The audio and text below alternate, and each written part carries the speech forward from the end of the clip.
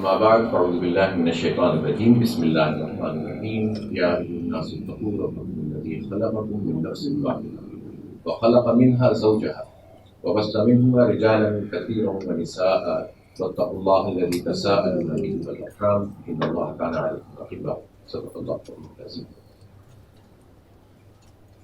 انتہائی قابل احترام سیکرٹری جنرل جماعت اسلامی پاکستان کی خواتین جناب مدانہ صدیقی صاحبہ، ڈاکٹر سمیہ رحیم قاضی صاحبہ، مہمانان گرامی اور میری بہت قابل احترام بہنوں، ماؤں، خواتین اسلام، سورہ نساء کی میں نے ابتدائی آیت آپ کے سامنے تلاوت کی اور خاص طور پر اس آیت کا انتخاب اس لیے بھی کہ جو خطبہ نکاح پڑھا جاتا ہے ان میں سے جو 3 مقامات سے رسول اکرم صلی اللہ علیہ وسلم خطبہ دیا کرتے تھے، آیات تلاوت فرماتے تھے اور 1400 سال سے مسلمانوں میں یہ رائج ہے، ان میں سے ایک مقام یہ بھی ہے کہ میں نے آپ کے سامنے آیت تلاوت کی کہ انسانوں اپنے اس رب سے کرو کہ جس نے تمہیں ایک نفس واحدہ سے یعنی حضرت آدم علیہ السلام سے پیدا کیا اور پھر ان کا زوج بنایا یعنی حضرت حوا علیہ السلام، اور پھر وبث منہما رجالا کثیرا ونساء، اور پھر اس کے بعد تمہارے مرد اور عورت پھیلتے چلے گئے، آبادی بڑھتی چلی گئی، اور اس اللہ سے ڈرو کہ جس کا نام لے کر تم حق جتاتے ہو، رشتے نبھاتے ہو، اور اللہ تعالیٰ تمہارے کاموں کے اوپر بہت نگراں ہے۔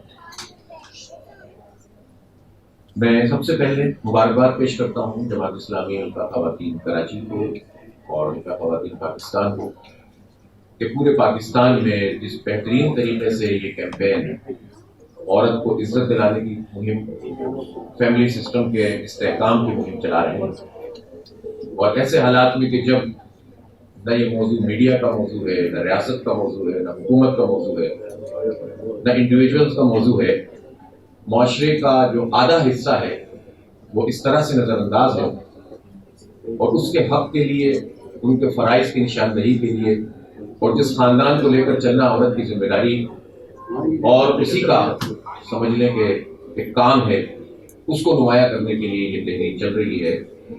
ہم اس پر آپ کو خراج تحسین پیش کرتے ہیں۔ فیملی جو ہے وہ اس لحاظ سے بہت اہمیت کے حامل ہے کہ اسی سے معاشرہ بنتا ہے۔ 4 چیزیں ہیں، فرد ہے، خاندان ہے، معاشرہ ہے، ریاست ہے، اسی پر پوری انسانیت قائم ہے۔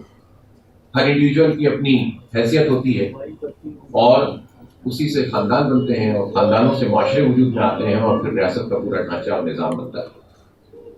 چاروں سطح پر اصلاح کا کام یہ اللہ تعالیٰ کی طرف سے ہماری ذمہ داری ہے، تاکہ معاشرے میں فساد نہ ہو، معاشرے میں خرابی نہ پیدا ہو، معاشرہ جو ہے وہ تباہی کا شکار نہ ہو، انسانوں کے اوپر حاکم نہ بن جائے۔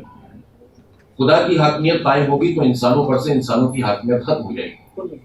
اسلام کا جو نظام ہے اس میں انسانوں کے اوپر جو کچھ بھی فوقیت ہے اخلاقی اعتبار سے وہ اللہ کا تقوی اختیار کرنے کی ہے، اور قانونی اعتبار سے صرف اتنی ہے کہ وہ اللہ کا حکم اس کی مرضی کے مطابق زندگی کے نظام کو چلائیں۔ اگر وہ اپنی مرضی چلائیں گے اللہ کے حکم کے مقابلے میں تو وہ باغی ہو جائیں گے، وہ طاغوت قرار پائیں گے، اور قرآن پاک نے طاغوتوں کا مقابلہ کرنے کا انبیاء کو حکم دیا کہ اذهب الى فرعون انه طغى۔ تو انسانوں کے اوپر انسان کے انتظام، اگر حاکمیت کا کوئی سسٹم موجود بھی ہے تو اس کا صرف ایک ہی کام ہے کہ وہ اللہ کی مرضی کو زمین کے اوپر قائم اور نافذ کرے۔ اس لیے یہ بات بہت اہم ہے کہ جس معاشرے میں ہم رہتے ہیں وہاں کا سسٹم کیا ہے۔ اگر وہاں کے سسٹم میں ڈسکریمنیشن ہے، وہاں عدل نہیں ہے، انصاف نہیں ہے، عورتوں کے حقوق کی پامالی ہے، ان کو جو ہے وہ اس طرح کے قوانین قابل عمل نہیں ہے، نافذ العمل نہیں ہے کہ جہاں پر ان کا تحفظ کیا جا سکے، ان کو اگر معاش کی دوڑ میں حصہ لینا، اول تو اگر اسلامک اسٹیٹ موجود ہو تو عورت کے لیے تو اتنی سہولت ہے کہ اس کی 100% معاش ریاست کی ذمہ داری ہے، سب سے پہلے اس کے گھر والوں کی، اس کے باپ کی، پھر اس کے بعد اس کے شوہر کی، وہ بھی نہیں تو ان کے رشتہ داروں کی، وہ بھی نہیں تو پھر ریاست کی ذمہ داری ہے کہ اس کی تمام زندگی کی ضروریات کو پورا کرے، جس میں ان ضروریات میں تعلیم بھی شامل ہے، تہذیب اور اخلاق بھی شامل ہے، اور اس کی تمام جو ضرورت ہے وہ بھی شامل ہے۔ نبی پاک صلی اللہ علیہ وسلم نے فرمایا کہ باپ اپنی اولاد کو جو سب سے اچھی چیز دے سکتا ہے وہ اچھی تعلیم اور تربیت ہے۔ اس کا مطلب یہ ہے کہ تعلیم اور تربیت کی فراہمی یہ خاندان کی، ایک باپ کی، ایک مرد کی ذمہ داری قرار پائی، اور الٹیمیٹلی یہ ریاست کا ہی حصہ ہوتے ہیں، سارے جڑے ہوئے ہوتے ہیں، چاروں چیزیں ایک دوسرے سے جڑی ہوئی ہوتی ہیں۔ ہمارے ہاں جو ریاستی ڈھانچہ اس وقت ہے وہ اللہ کے حکم کے مطابق نہیں چل رہا، انفارچونیٹلی۔ ہم نے ملک اللہ کے نام پر بنایا ہے۔ اس بر صغیر پاک و ہند میں ان لوگوں نے پاکستان بنانے کی تحریک میں زیادہ حصہ لیا کہ جنہیں اس پاکستان میں شامل نہیں ہونا تھا۔ دنیا میں کہیں ایسا نہیں ہوتا۔ لوگ زمین کے لیے لڑتے ہیں، نسب کے لیے لڑتے ہیں، نسل کے لیے لڑتے ہیں۔ پاکستان نظریے کے لیے لڑائی کر کے حاصل کیا گیا۔ یو پی میں، سی پی میں، بہار میں، بنگال میں لوگ پاکستان بنانا چاہتے تھے، انہیں پتا تھا اس کے نتیجے میں زمین چھوڑنی پڑے گی، اس کے نتیجے میں کاروبار چھوڑنا پڑے گا، لیکن ایک ہی دھن تھی کہ کسی جگہ ملے گی جہاں اللہ کی مرضی کے مطابق، اپنی مرضی کے مطابق زندگی گزاریں گے، اپنی تہذیب، اپنا کلچر، اپنی ثقافت، اپنا نظام ہوگا۔ قائد اعظم ایک مرتبہ بھی یہ بات کہتے تھے کہ یہ ملک ہم سیکولر بنانے جا رہے ہیں، تو ایک آدمی بھی قربانی نہیں دیتا، ایک عورت بھی قربانی نہیں دیتی۔ لوگوں نے بچے کٹا دیے، عزتیں پامال ہو گئیں، اندھے کنویں میں چھلانگیں لگا دی، لیکن اس پاکستان کے ساتھ سلوک یہ ہوا کہ ہمیں ہمارا نظام نہیں دیا گیا، اور وہ انگریز کے جنہوں نے بیوروکریسی کا ایک سانچہ بنایا تھا، ان کی بیوروکریسی اپنے لیے خادم کی ہوتی ہے، ہمارے لیے حاکم کی ہوتی ہے۔ جاگیرداروں اور وڈیروں کو غداریوں کے نتیجے میں جو دولتیں اور جو اقتدار دیا گیا تھا، جو زمینیں فراہم کی گئی تھیں، اسی جاگیرداری نظام کو یہاں پر اختیار کیا گیا۔ وہی فوج کا سسٹم رہا، کوئی تبدیلی واقع نہیں ہوئی، وہی ذہن کا سانچہ رہا، اور وہی جو ہے وہ تعلیم رہی جو لارڈ میکالے نے کالے انگریز پیدا کرنے کے لیے بنائی تھی۔ اس لیے میں اور آپ بھی جب اس نظام تعلیم سے گزرتے ہیں تو ہمارا سانچہ وہی بنتا ہے، اور پھر محرومی در محرومی، تو ہمیں تو ہماری تمنائیں نہیں ملی، ہماری خواہشات کے مطابق ہمارا ملک نہیں ملا۔ اگر اسلام کا نظام اپنی پوری روح کے ساتھ موجود ہو تو ایک عورت بھی ایسی نہیں ہوگی کہ جس کے ساتھ اگر کوئی برا سلوک کرے تو اس کو انصاف نہ ملے، اور جب اس کو انصاف ملے گا تو اس کے نتیجے میں ظالموں اور جابروں کا ہاتھ پکڑا جائے گا، اور ان کی ہمت ہی نہیں ہوگی کہ وہ کسی دوسری عورت کی طرف اس طرح نظر اٹھا کے دیکھ سکے، اور اس سے پہلے ان کو تو تمام حقوق فراہم کیے جائیں گے، اور اس سے پہلے ان کی تربیت کا نظام اسٹیٹ کی ذمہ داری ہوگی۔ یہ چیزیں ایک دوسرے سے جڑی ہوئی ہیں۔ اگر میڈیا عورت کا یہ امیج بنائے کہ وہ ایک مکار عورت ہوتی ہے، اگر میڈیا کے سارے ڈرامے مل کر عورت کو یہ بتا رہے ہوں کہ وہ رشتوں کو بے اعتبار کرنے والی عورت ہے، مجھے آپ بتائیں کہ ہمارے گئے گزرے معاشرے میں کیا ایسا ہوتا ہے؟ ہماری عورت چاہے وہ بیٹی ہو تو آپ سوچیں کہ بیٹی کا معاملہ کیا ہوتا ہے؟ آدمی سب کچھ اپنی بیٹی کے لیے قربان کرنے کے لیے تیار ہو جاتا ہے، اس کی ماں بھی اپنی بیٹی کے ذریعے سے فرمائشیں کرواتی ہے جب پوری نہیں ہو رہی۔ اس کے بعد ہماری خواتین وفا ہوتی ہیں، وفا کرتی ہیں، ماں وفا کرتی ہے، لیکن یہ کیا بات ہے کہ جو 90%، 95 یا 99% وفاداری چل رہی ہے، تو ہمارا میڈیا کون سے کلچر کو دکھاتا ہے جس میں بے وفا بناتا ہے عورت کو، بے اعتبار بناتا ہے، رشتوں کا تقدس پامال کرتا ہے۔ ہم خاندانی نظام میں رہنے والے لوگ ہیں، ہمارے یہاں جوائنٹ فیملی سسٹم بھی ہوتا ہے اور جوائنٹ فیملی سسٹم نہیں بھی ہوتا، لیکن خاندان تو ہوتا ہے۔ ہمارے یہاں نانا نانی، دادا دادی، چاچا چاچی، تایا تائی، خالہ خالو، ان کی ایک اہمیت ہوتی ہے۔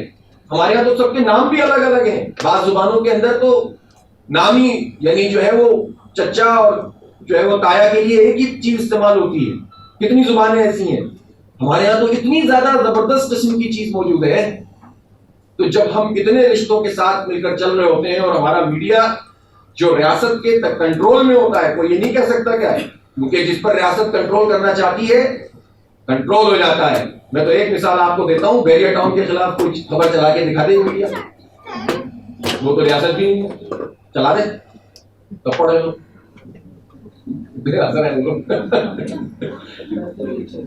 اب تو مطلب نہیں چلا سکتے نا۔ اس کا مطلب ہے کہ ان حالات جب کہتے ہیں آزاد ہے، آزاد ہے، تو بھی آزاد نہیں ہے۔ لیکن اباہیت پھیلانے کے لیے، عورت کو بے وقت کرنے کے لیے، اس کو جو ہے وہ جو ہے اشتہار بنانے کے لیے، اس کو کموڈیٹی بنانے کے لیے، عورت کموڈیٹی نہیں ہے، عورت سرمایہ ہے ہمارا، ہماری عزت اور وقار ہے، اس کو آپ بازار کی چیز بنا کر جو ہے اس کا امیج بنا رہے ہو، اور اس کو آزادی کہتے ہو، اس کو کہتے ہو کہ ہم نے بہت آزاد عورت کو شانہ بشانہ لا کر کھڑا کر دیا ہے.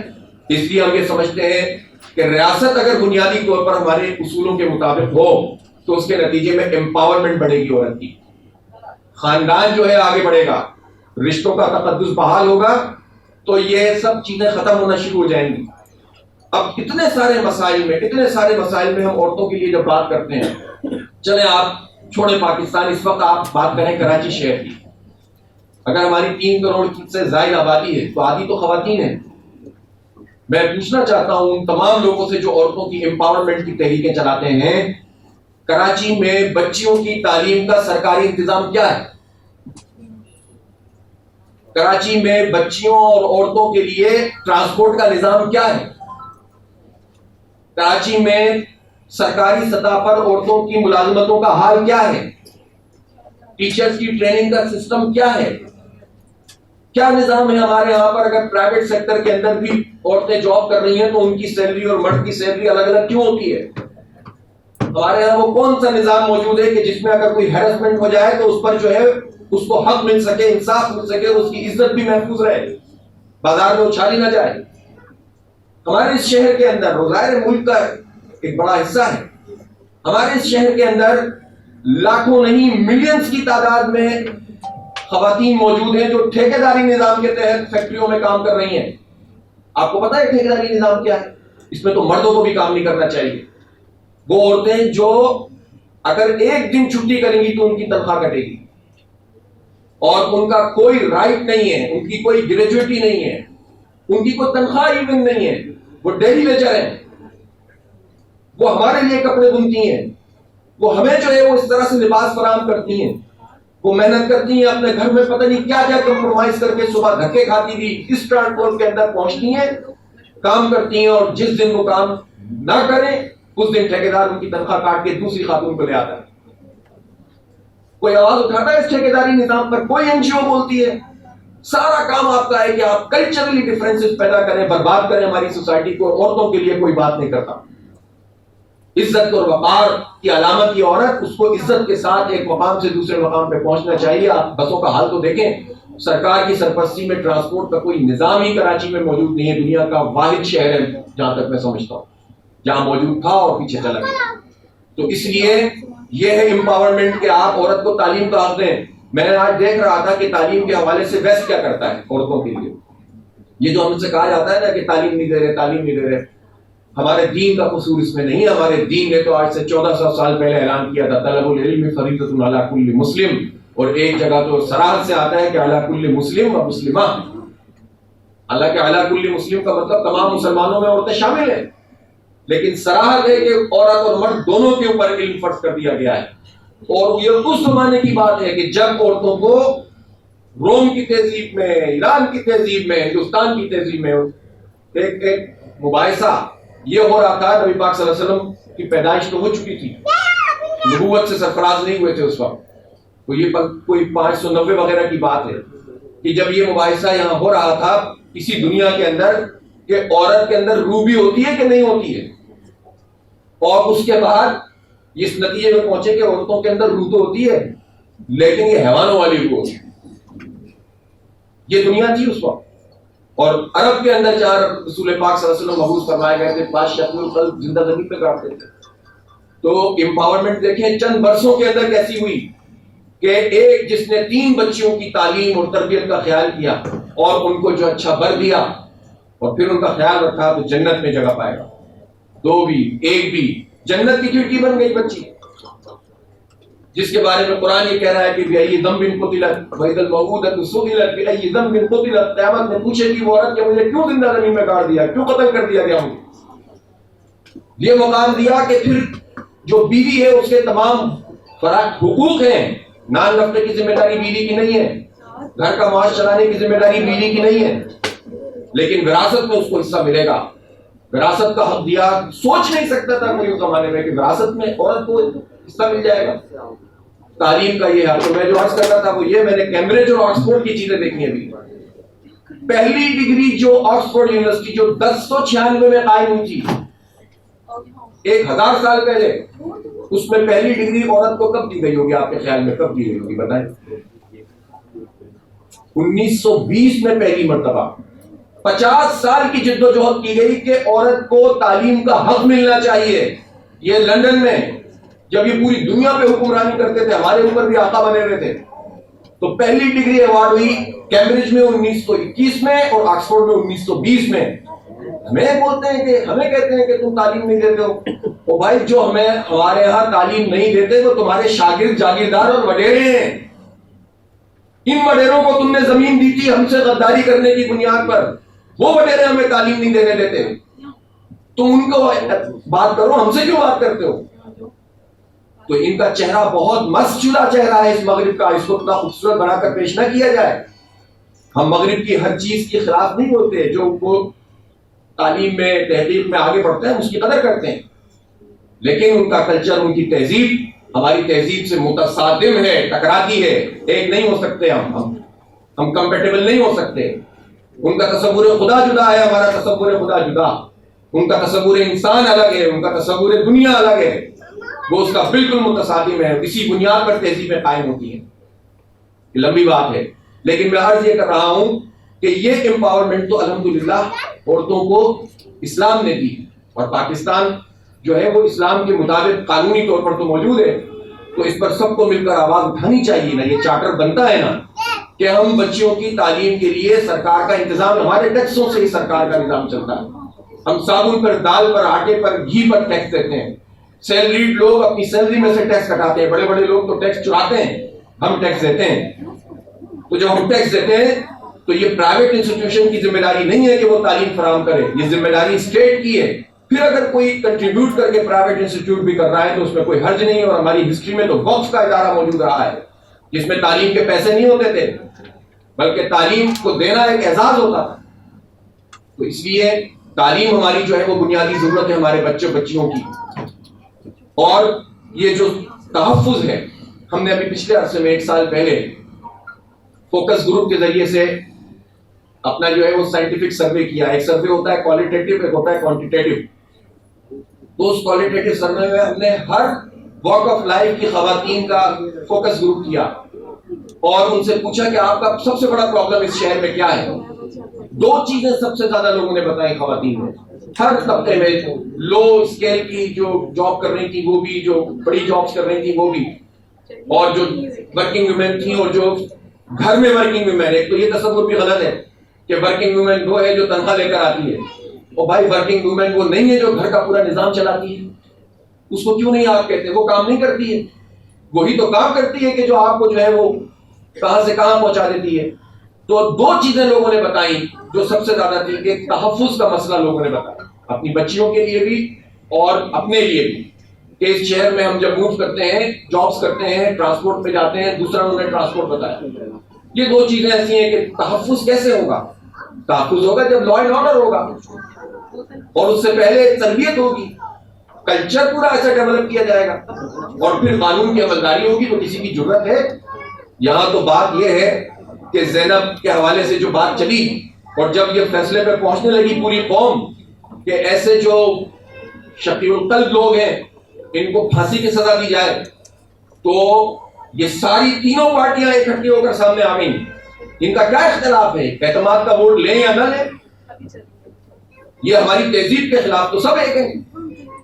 یہ سب مل کر سامنے آ کر کھڑے ہو گئے کہ پھانسی کی سزا نہیں ہونی چاہیے، اس لیے کہ پھانسی کی سزا صرف مغرب نے ان لوگوں کے لیے الاؤ کی ہوئی ہے جن کو وہ دہشت گرد قرار دیتا ہے. ان کے لیے پھانسی کی سزاؤں میں مغرب کو، امریکہ کو، FATF کو، کسی کو کوئی پرابلم نہیں ہے، چاہے فوجی عدالتوں سے پھانسی دے دی جائے. لیکن اگر بچیوں کے ساتھ زیادتی کرنے والوں پہ پھانسی کی بات کی جائے گی تو یہ ساری پارٹیاں، سب لوگ مل کر اکٹھے ہو کر سامنے آتے ہیں کہ اس سے ہمارا امیج خراب ہو جائے گا. اور اس پر خود پرائم منسٹر صاحب چیزوں کو ڈائیورٹ کرنے کے لیے انہوں نے ایک نئی چیز ڈال دی جو سائنٹیفکلی ٹھیک بھی نہیں ہے. اب میں اس کی تفصیل میں کیا جاؤں گی، ہماری بہنیں یہاں بیٹھی ہوئی ہیں. آپ نے سزائے موت سے بچایا ان ظالموں کو، تو جب آپ کسی ظالم کو سزا نہیں دے سکتے تو دوسرا ظلم روک بھی نہیں سکتے. ظالم کے اوپر رحم کرنا معاشرے کے ساتھ ظلم کرنا ہے. تو قانون پہ قانون نہیں بناتے، عمل درآمد نہیں کرتے، اس طرح کا کلچر پروموٹ نہیں کرتے، اور پھر اس کے بعد جب پریشانی میں کوئی نکلتی ہے، میں اس میں اپنی بہنوں سے ایک بات ضرور کہنا چاہتا ہوں کہ اپنی پرائرٹی، کتنی خوبصورت بات تھی جو سمیہ بھائی بتا رہی تھیں جلال الدین عمری صاحب کی، کہ خاندان کے قرار، کتنی بڑی بات ہے۔ جب ہم جاب کرنے نکلیں تو ہمیں اپنی ایک پرائرٹی لسٹ بنانی چاہیے، ایک کالم کے اندر یہ ترجیح کہ ہماری کتنے پیسوں کی ضرورت ہے، اور دوسری ترجیح میں بچوں کو ہماری کتنی ضرورت ہے، ہمارے خاندان کو ہماری کتنی ضرورت ہے، ان کے مستقبل پہ ہمارے گھر سے باہر جانے کا کیا اثر پڑے گا۔ اگر آپ کی فہرست کے اندر ان حالات میں کہ جس میں ظلم کا نظام ہے، فساد کا نظام ہے، اسٹیٹ خواتین کا احترام نہیں کر رہی ہے، تو معاش کی ضرورت بنتی ہے، مہنگائی بڑھ رہی ہے، بے روزگاری بڑھ رہی ہے، لیکن یہ پرائرٹی کیس ٹو کیس ہر ایک کو دیکھنی ہوگی کہ بچوں کے ساتھ رہنا زیادہ اہم ہے یا کتنی مجبوری ہو گئی ہے کہ ان کو کچھ عرصے کے لیے چھوڑ دیں اور اپنی معاش کو پورا کر کے اپنے کام پورے کریں۔ اس لیے پہلا مرحلہ تو یہ ہے کہ یہ معاش دنیا کی مسابقت کے لیے حاصل کرنے کے لیے خاتون نکل رہی ہے یا ضرورت کے لیے نکل رہی ہے۔ یہ کسی این جی او اور کسی دباؤ میں مت آئیں، اپنے گھر کا فیصلہ خود کریں۔ ہو سکتا ہے کہ 20-25% خواتین یہ فیصلہ کریں کہ نہیں، مجھے نہیں نکلنا چاہیے، میں تنگی برداشت کر دوں گی، میں شادی کی تقریبات میں پیسے کم کر دوں گی، میں گھر کا ماحول اس طرح کا بنا لوں گی کہ جس میں کم تر پہ گزارا ہو جائے، لیکن میں اپنے بچوں کو نہیں چھوڑ سکتی۔ ہو سکتا ہے 20-25% لوگ بچ جائیں، لیکن پھر بھی اگر کسی کو نکلنا پڑے تو یہ ریاست کی ذمہ داری ہے اس کو تحفظ بھی فراہم کرے اور اس کو تمام تر چیزیں فراہم کرے۔ اسلامی نظام معیشت میں تو آپ اگر فی زمانہ بھی ہم دیکھیں تو جو میری ناقص عقل ہے، اس میں سمجھتا ہوں کہ 2 شعبے ایسے ہیں کہ جس میں پھر بھی ضرورت پڑے گی۔ ایک طب کا شعبہ ہے، میڈیکل کا، اور ایک ایجوکیشن کا شعبہ ہے کہ جس میں ہمیں خواتین کی ضرورت زیادہ ہے، مطلب کسی اور شعبے میں اصولاً خواتین کو آنا ہی نہیں چاہیے۔ ہماری وکیل بہنیں ناراض نہ ہو جائیں، ہماری وکیل بہنوں سے میں کہوں گا اسلامی نظام کے اندر سچی بات یہ وکیل کی ضرورت ہی نہیں ہوتی ہے۔ ایران میں انقلاب آیا تو کسی نے کہا کہ وکلا آ گئے کہ ہم بے روزگار ہو گئے، ہمارا کیا کیا جائے؟ تو امام خمینی نے پوچھا کہ تم کون ہو؟ انہوں نے کہا کہ ہم وکیل ہیں۔ انہوں نے کہا وکیل کیا ہے؟ انہوں نے کہا وکیل ہیں، ہم مظلوموں کی آواز ہیں۔ انہوں نے کہا مظلوم کی آواز مجھے براہ راست پہنچتی ہے، تمہاری ضرورت نہیں ہے، تم فلاں آبادی میں جا کے بچوں کو پڑھاؤ۔